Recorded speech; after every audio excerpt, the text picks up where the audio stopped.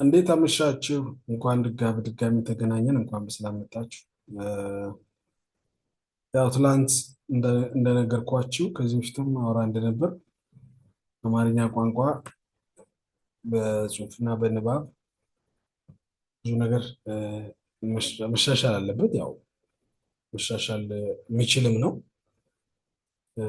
በጣም መሰረታዊ የሆኑ አንዳንድ ነገሮችን ነው እንጂ ዝርዝሩን አንድ ባንድ ብዙ እንትን የምንማረው ነገር አይደለም። ብዙ ጊዜም ከአንዳንድ ነገሮች አንጻር ቶሎ መሸፈንም ስላለብን ሌሎቹ ላይ ነው በአብዛኛው ትኩረት ሰጥተን እየቀጠልን ያለ ነው። አማርኛ ላይ ግን ትንሽ አንዳንድ ጽሁፎችንና ንባቦችን እንድናሻሽል ትላንት ንባብ ጊዜ ነበረን።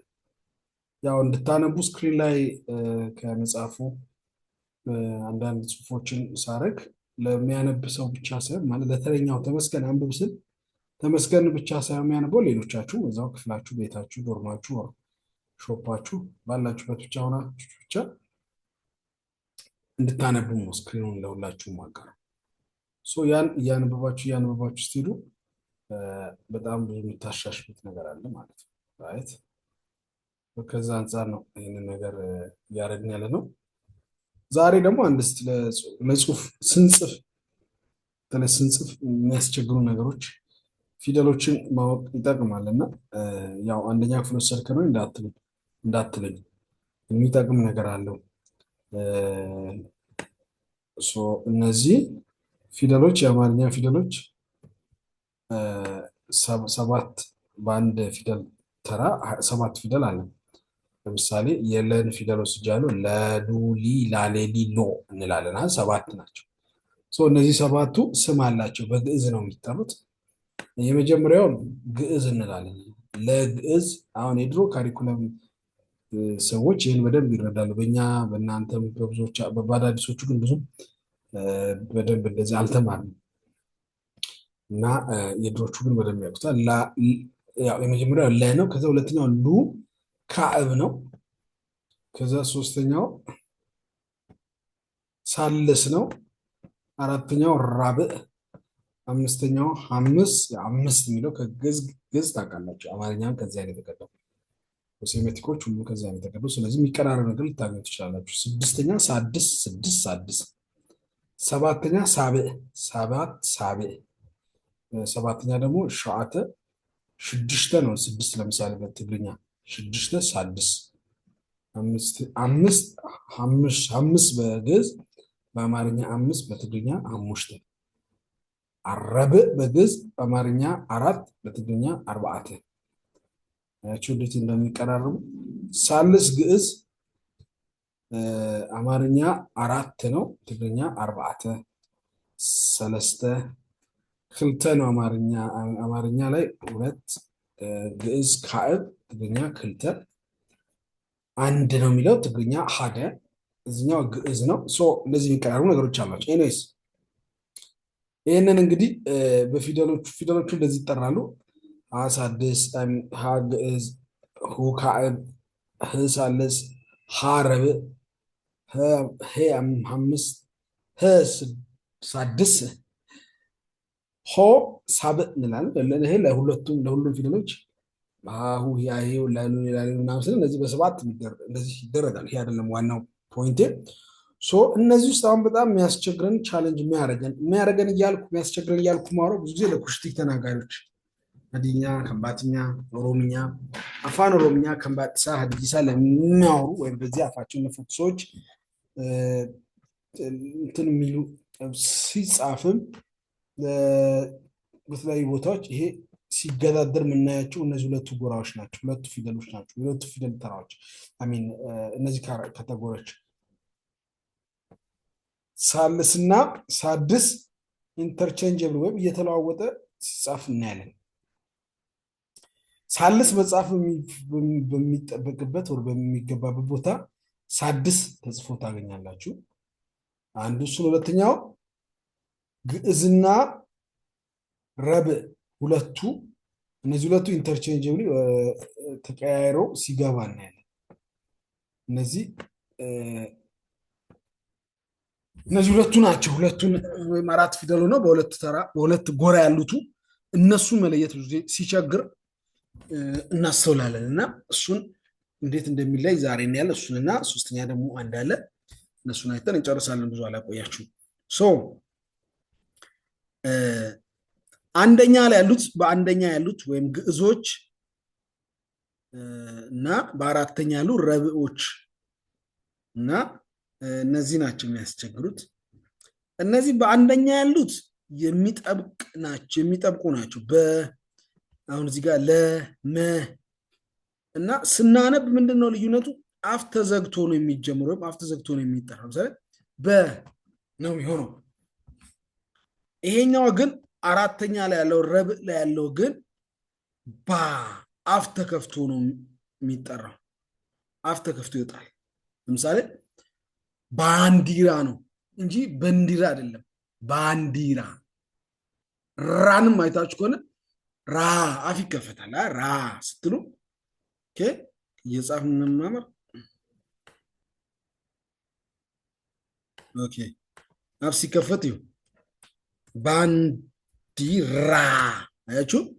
ይሄኛው ራ አፍ ስለተከፈተ ይሄኛው የትኛው ነው የሚሆነው? ረብዕ ነው የሚሆነው። ረብዕ እነዚህ አጠር ያሉ እግሮቻቸው እነማ ላ ዳ ና ኛ ጋ ታ ፋ ዛ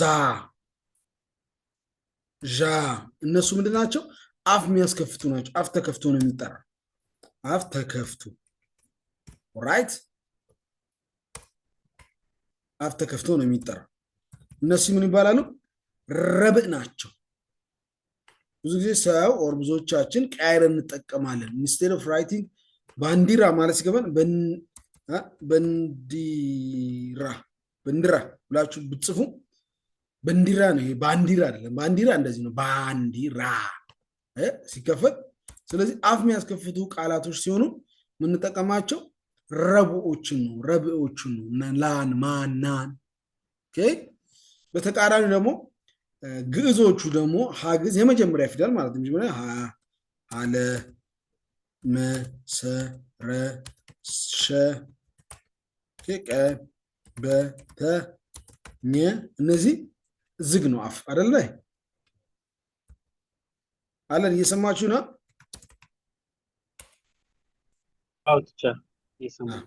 አፍ ተዘግቶ ነው።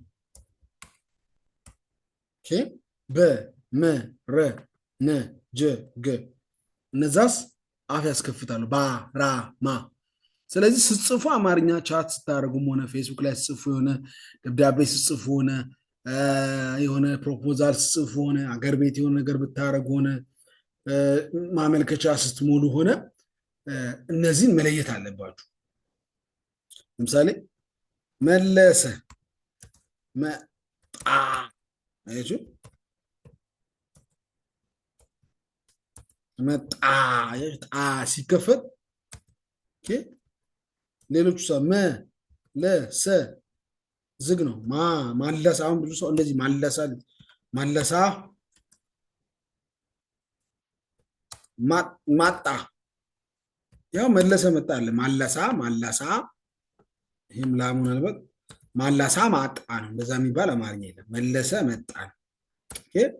ራይት። ስለዚህ እንደዚህ አፍ የሚያስከፍቱ ይባላሉ ረብዖቹ። ኦኬ እስቲ ምሳሌ ስጡኝ። አፍ የሚያስከፍቱ ረብዖች አንድ ቃል እስቲ።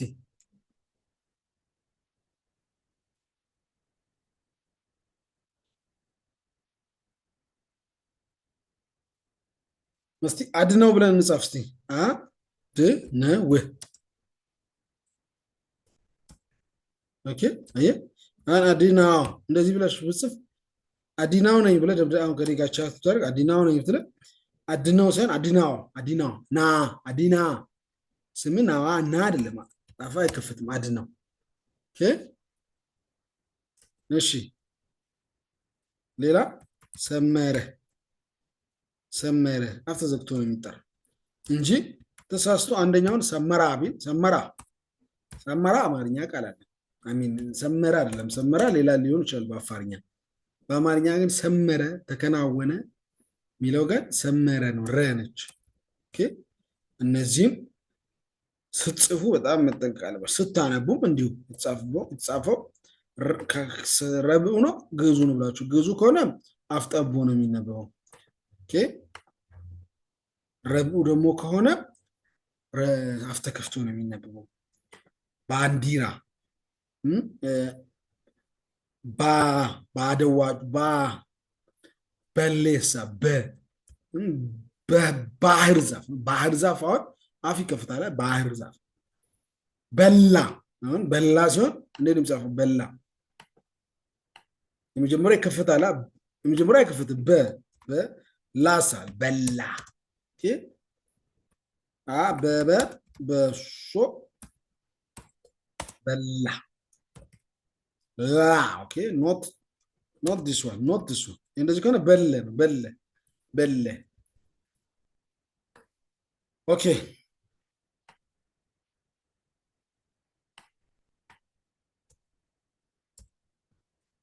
ኦራይት እነዛን እናያቸው። ሶስተኛ እና ስድስተኛ ላይ ያሉት ሌሎቹ አማርኛ ላይ የሚያስቸግሩን ጽሁፍ ላይም ቻት ላይ የሚያስቸግሩ የቶቹ ናቸው?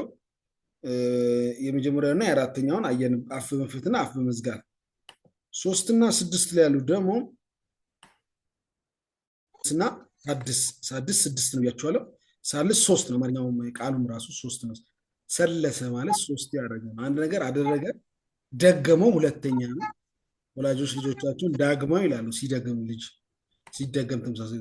ሶስተኛ ሲሆን ሰለሰ ነው። ሶስት ሲሆን ሶስተኛ ፊደል ላይ ያሉት እነዚህ እና ስድስት ላይ ያሉት እንዴት ነው ልዩነታቸው? ለምሳሌ ብና ቢ እዚህ ጋር አንደኛና አራተኛ ነው። አንደኛው በ ነው፣ አራተኛው ባ ነው። አጥሮ ታዩታላችሁ። አፍ ይከፍታል፣ እዚህ ጋር ዝግ ሆኖ ነው ብለናል። ሶስተኛና ስድስተኛ ላይ ያሉት ደግሞ በምን መለየት እንችላለን? ስንጠራ ቃሉን ያጥራል፣ ስድስተኛ ላይ ያለው። ሶስተኛ ላይ ደግሞ ይረዝማል። ኦኬ ለምሳሌ ሊ ስንል ሊ ትንሽ ይረዝማል አይደል? ሊ ኦኬ ይሄኛው ለ አንድ ቃል አይደል? አሚን አጭር ድምፅ። በ ስድስተኛ ላይ ያሉ ሳድሶች ቢ ረዘም ይላል። ረዘም ሲል ቢን ነው የምንጠቀመው። ሚ እሺ በቃላት እንያቸው እስቲ።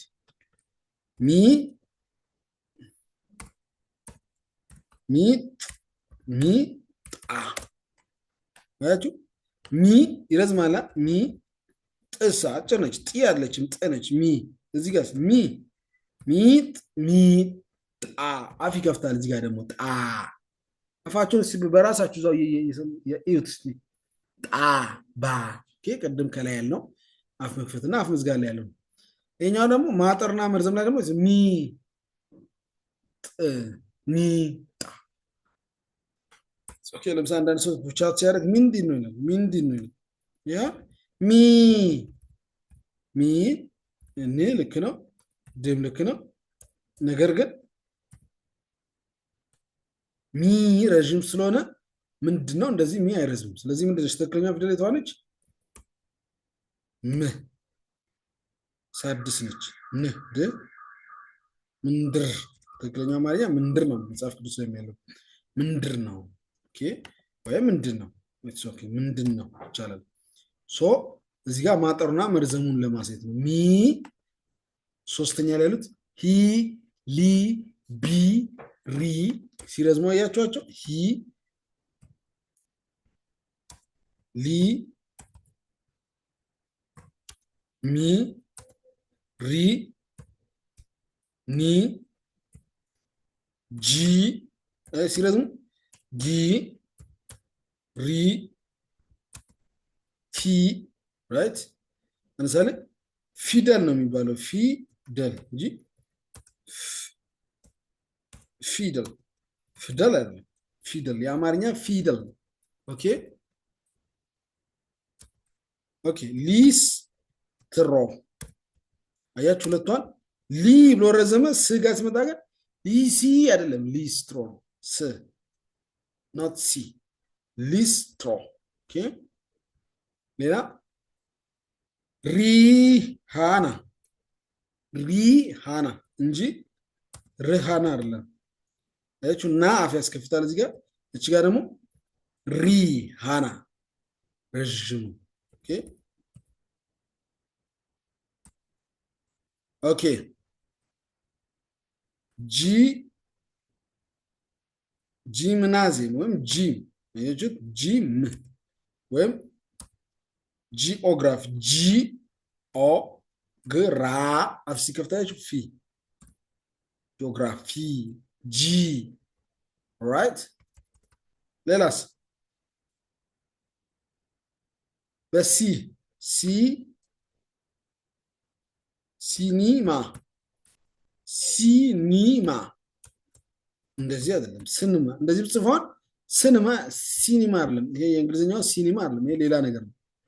ስንማ ስንማ ኦኬ ዲ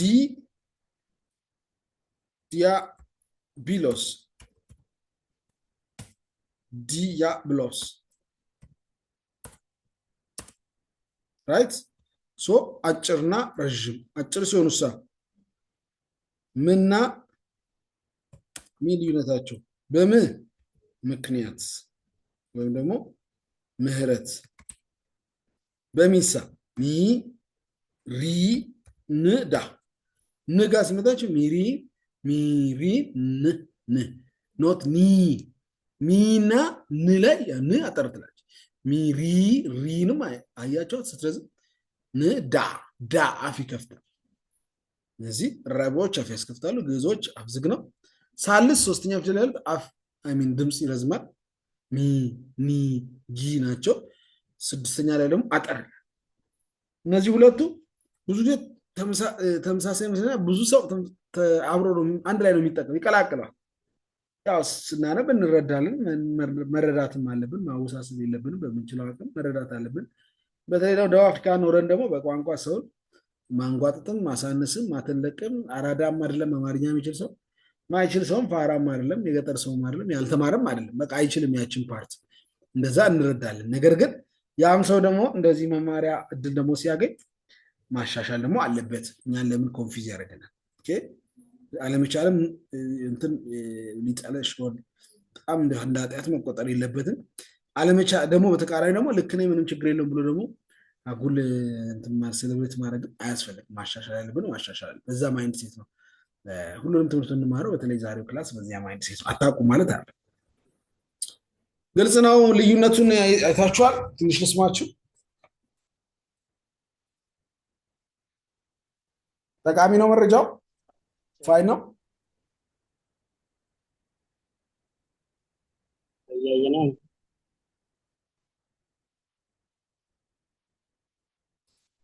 ኦራይት እሺ። ይህን ዋትሳፕ ግሩፕ ላይ ይህን ኖት አስቀምጬላችኋለሁ። እንደምታውቁት እንዳያችሁ ሊያብላይዜሽን የሚባል ደግሞ አንድ ነገር አለች። እችን ብለን እንጨርሳለን። ይሄ ማለት ሊያብላይዝ ሌተርስ ማለት አፍ ክብ ተደርጎ አንድ ቃል መናገር ማለት ነው። ለምሳሌ አፍ ክብ ሲሆን ኳ ያ ኦኬ ቧ ባ ቧንቧ ቧ አስ ቧ ሟ ስትሉ አፍ ክብ ነው አይደል? ከንፈር ክብ ነው አይደል? ከፍታችኋል ወይም ደግሞ በአንድ ክብ ነው። ሙ ሟ ዷ ጓ ቧ ቋ ጓ ትላንት እንዳወራነው ቋንቋ ነው እንጂ ቆንቃ አይደለም። ቆ ሲሆን አይከበብም አፍ ግን ቋ ቋ እንደዚህ የሚጠሩ ቃላቶች ይባላል። ሊያብላይዝድ ሌተርስ ይባላሉ። ወይም በአማርኛ መውራዊ ፊደላት ተብሎ ይጠራል። እና እንዴት ነው የሚመሰረቱት? ከደብሊው ኤ ጋር ነው ፊደሎቹ የሚደመሩት። ወይም ደብሊው እና ኤ አንድ ላይ ለምሳሌ ቋንቋ ኪው እና ደብሊው ኤ ማለት የእንግሊዝኛው ኪው ደብሊው ኤ ኪው ፕላስ ደብሊው ኤ ምን ይፈጥራል? ቋ ዋ አይደል? ደብሊው እና ኤ ዋ እዛ ቋ አያችሁ። ጓም ከሆነ ጂ ፕላስ ፕላስ ማለት ጂ እና ጂ ላይ ደብሊው እና ኤ ሲጨምሩ መዊራዊ ፊደል ይፈጥራል። ወይም ጓ ዋ አለ ደብሊው እና ኤ ዋ ይሆናል። ሶ በአማርኛ እነዚህን ቃላቶች ብዙ ጊዜኛ ከሳብዕ ጋር እናቀያይራለን፣ ኢንተርቼንጅ እንጠቀማለን። ኢንስቴድ ኦፍ ራይቲንግ ጓ ዊ ራይት ጎ እንላለን፣ ጎደኛ እንላለን። ግን ጎ ሳይሆን ጓ። ከዛ ጎ ላይ የምንጨምረን ማለት ደብሊው እና ኤን ጨምረን ከዛ መዊራዊ ፊደል ጓ ደኛ። ቋንቋም ቆንቃ የሚሉ ሰዎች አሉ። ምንም ችግር የለውም በራሱ መግባባት ከተቻለ ማተር። ግን ደግሞ እንዳልኳችሁ ከተማርን አይቀር ደግሞ ምናውቀውን እንናገራለን። ቋ ለምን ኪው ላይ ደብሊው እንጨምርበትና ምን ይሰጠናል? ቋ ን ቋ ቋ ራይት። ይሄ ሊያብራላይዜሽን ይባላል። when a consonant is pronounced with rounded lips ከንፈር ራውንድ ሆኖ ኦኬ ክብ አድርገህ አክበክ ሞ ሟ ዷ ዷ ጎ ፏ ፏ ፏ ፏቴ ነው የሚባለው እንጂ ፎፋቴ አይባልም። ፏ ፏ ቴ አጆራ ፏፏቴ አጆራ ባለፈው ሲጣሉበት የነበሩ የተባረኩ ወንድሞቻችን በፏፏቴ የሚጣሉ ደስ ይላሉ። ፈጣሪ ምንም አላለም እና የኔ የተባለበት ፏፏቴ ፎፋቴ አለም ፎፋቴ እንደዚህ ብላችሁ ከጻፋችሁ ፎፎቴ ይሄ አይባልም። ፎፎቴ ብሎ የሚጠራ ሰው የለም። ሲጽፉ ነው እንጂ ፎ የሚለው የሚጽፈው። ስለዚህ ፏ ክብ ከሰራለት አፉ ላይ ፊደሉ መዊራዊ ቃል ነው። ደብሊው ኤን ጨምሮ ፊደሉን ይቀይረዋል። ቋ ሟ ኗ ዷ ሯ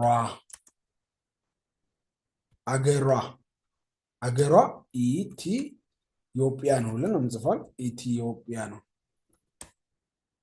አገሯ የት ነው? አገሯ አይደለም። ሮ ብትሉ አገሯ የት ነው አይሻልም? አጋሮ አይባልም። አገሯ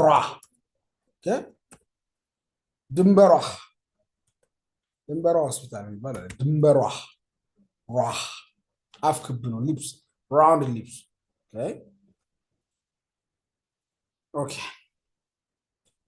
እነዚህ ሶስት ነገሮች እንድታስተውሉ ነው እንድታይ ነው። ስንጠቀልል ፊደላት 7 ሀ ግዕዝ ሁ ካዕብ ሀ ግዕዝ ሁ ካዕብ ሂ ሳልስ ሀ ረብዕ ሄ አምስት ማለት ነው። ህ ሳድስ ሆ ሳብዕ። በለቤትም እንደዚህ ነው። ለግዕዝ ሉ ካዕብ እነዚህ ማለት ነው።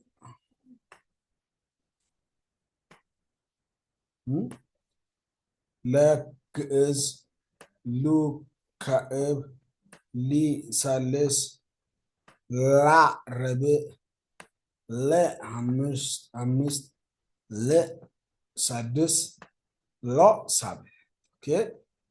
ከዚህ በጣም እንድታውቁ የምፈልገው ያወራነውም ቅድም መጨረሻ የተቀለልኩ ነው። እነዚህ ሁለቱ ብዙ ጊዜ ተቀያይረው እንጽፋለን እንጠቀማቸዋለን፣ ግን ልክ አይደለም። ግዕዝ የመጀመሪያዎቹ ፊደላት አፍ ተዘግቶ የሚጠሩ ናቸው። ለ መ ሀ ረ ሰ ሸ ቀ አፍ አይንቀሳቀስ። ወደዚህኛው ስንመጣ ብዙ ጊዜ ቀያይረን ስለምንጠቀም አንድ ይመስልናል እንጂ ይለያያል። ይሄኛው እነዚህ አራተኛዎቹ ግን ረብዕ ናቸው። አፍ ተከፍተው ነው እንትንላቸው። ማ ና ላ ራ ጋ ጃ ዳ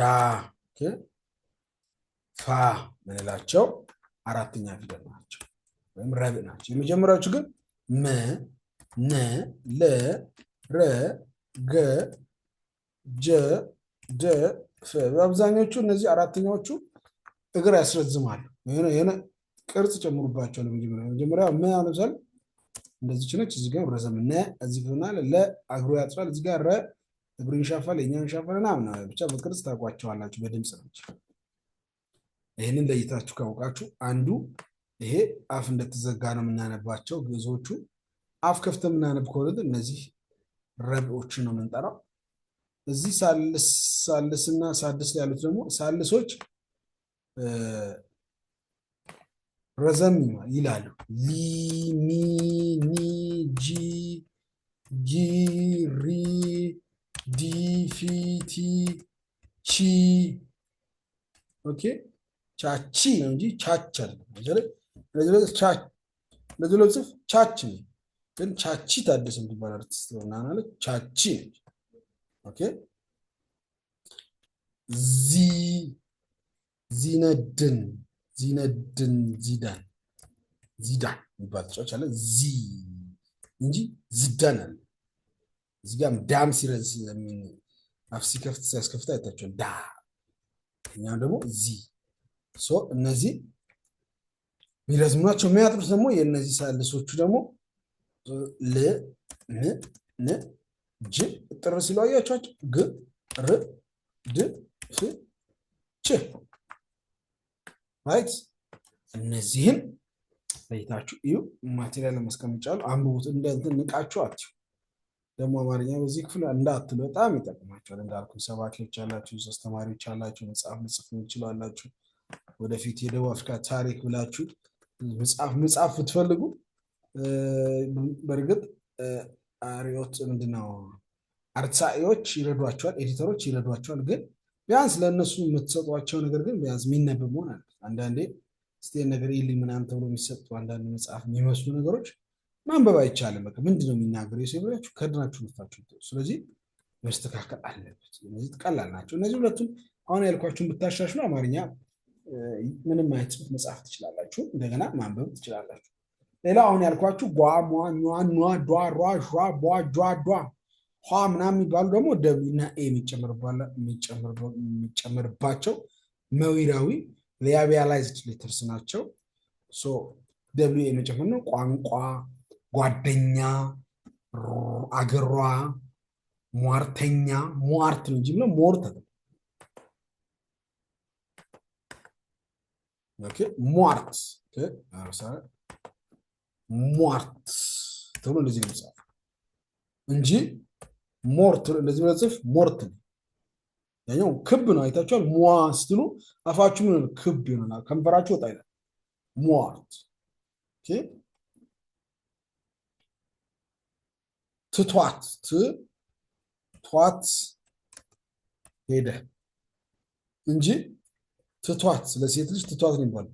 ቶ ብታረጉ ትቶት ነው የሚሆነው። ለወንድ ነው የሚሆነው። ማንን እንዴ ወንደርና ወንዳሪ ትቶ ሄደው ሴት ወላ ሌላ በጣም ሌላ ስተት ውስጥ የሚገቡት። ስለዚህ ትቷት ሄደ። አቅፏት፣ ስሟት፣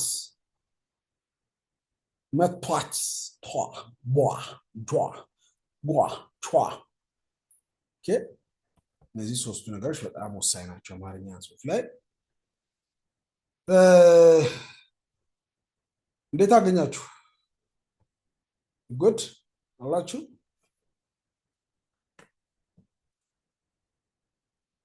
አላችሁ ወንድሞች?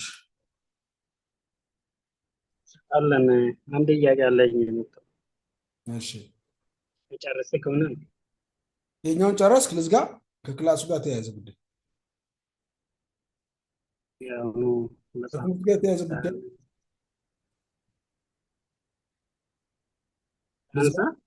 ማለትም አሁን ማለትም ከፊት ልናነብ ያለው ከፊት ያለው ፊደል ረዥም ሆነ አጭር፣ ሳድስም ሆነ ሳልስ ከኋላ ለሚጻፉት ፊደላት እንትን ይሆናል፣ ልዩነት ያመጣል። ምን ማለት ነው? ለምሳሌ አሁን ሟርት የጻፈልን እስኪ ሟርት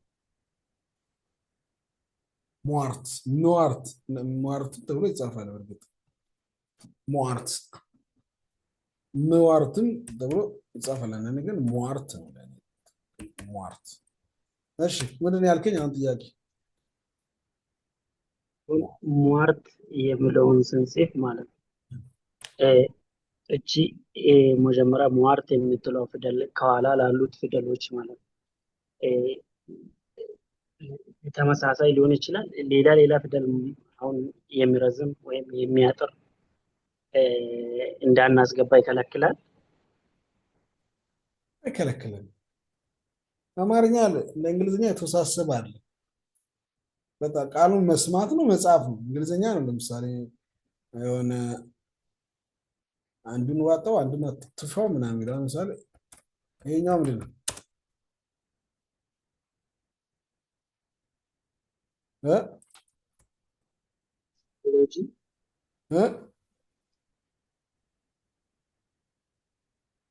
ሳይኮሎጂ ነው፣ ግን ፒ ከፊት አለ። ስለዚህ ፒን ትውጠዋለህ ምናምን። አማርኛ ግን መዋጥ የሚባል የለም። ያለው ማንበብ፣ ፊደሎቹ በራሳቸው ነው የሚነበቡት። ሲነበብ ግን የድምፅ አወጣጥ ላይ ነው እያወራን ያለ። አንዳንድ መጀመሪያ ያሉት አጠር ያልናቸው በመመ ከዛ ረቦቹ ደግሞ በማ እንላለን። ሳልሶቹ ረዘም ይላሉ፣ ቢሚ ይሆናሉ። እሱን ያለው ሳድሶቹ አጠር ይላሉ እንጂ አንዱ ፊደል እንትን ያደርጋል ምናምን ይላሉ።